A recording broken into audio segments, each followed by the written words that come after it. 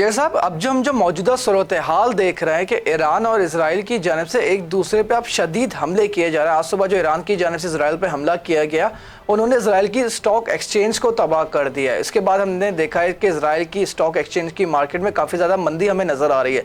तो सर, ये मौजूदा सूरत हाल अब आपको किस तरफ जाती हुई नज़र आ रही है?